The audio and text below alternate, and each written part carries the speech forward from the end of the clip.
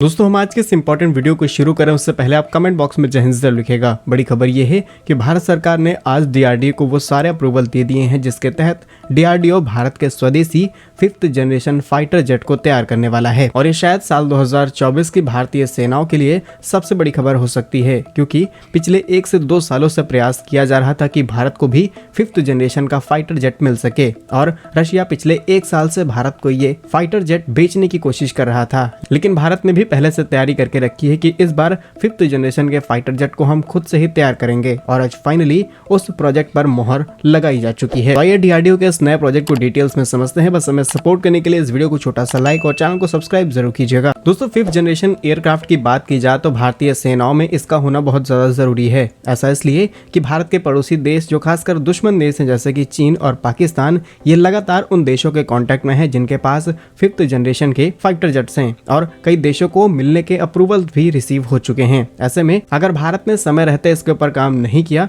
तो शायद हम इसमें लेट कर जाएंगे और इसीलिए आज कैबिनेट कमेटी ऑन सिक्योरिटी की तरफ से अप्रूवल दिया जा चुका है 15,000 करोड़ रुपए का, जिसमें हम इंडिजीनियस 5th जनरेशन एमका यानी कि एडवांस मीडियम कॉम्बैट एयरक्राफ्ट को तैयार करेंगे, जहां इस प्रोजेक्ट की सबसे पहले सप्लाई इंडियन एयरफोर्स को मिलने वाली है। जहां इसी प्रोजेक्ट के तहत डीआरडीओ 5 नए प्रोटोटाइप तैयार करेगा एमका के, जिसके बाद हम प्रोजेक्ट को फाइनलाइज करेंगे। और जिस खतरे की हमने बात की थी वो है टर्की, क्योंकि टर्की ने अजरबैजान और पाकिस्तान जैसे देशों को 5th जनरेशन फाइटर जेट की सप्लाई करने की प्रक्रिया को शुरू कर दिया है। इसी तरीके का हाल चीन के अंदर भी शुरू हो चुका है और रूस भी भारत को लगातार ये फाइटर जेट बेचने की कोशिश कर रहा था। लेकिन इस बार शायद हम रूस को नाराज करते हुए इन चीजों को खुद से तैयार करेंगे ताकि हम स्वदेशीकरण मूवमेंट को आगे बढ़ा सकें। साथ ही आपको बता दें एमका के इस नए प्रोजेक्ट में डीआरडीओ की ही agency aeronautical development agency DRDO इसके पूरे डिजाइन प्रोसेस को हैंडल करेंगे। इसके अलावा जो मैन्युफैक्चरिंग और फाइनल प्रोजेक्ट को ग्राउंड पर लेकर के आना है उसका काम HAL यानी कि हिंदुस्तान एरोनॉटिक्स लिमिटेड की तरफ से किया जाएगा। और अब बात करते हैं कि एमका प्रोजेक्ट कितना ज्यादा जरूरी क्यों है। अगर इसकी खासियत की बात की जाए तो यहाँ पर ट्विन इंजन के साथ इस फाइटर जेट को ऑपरेट किया जाता है, जिसे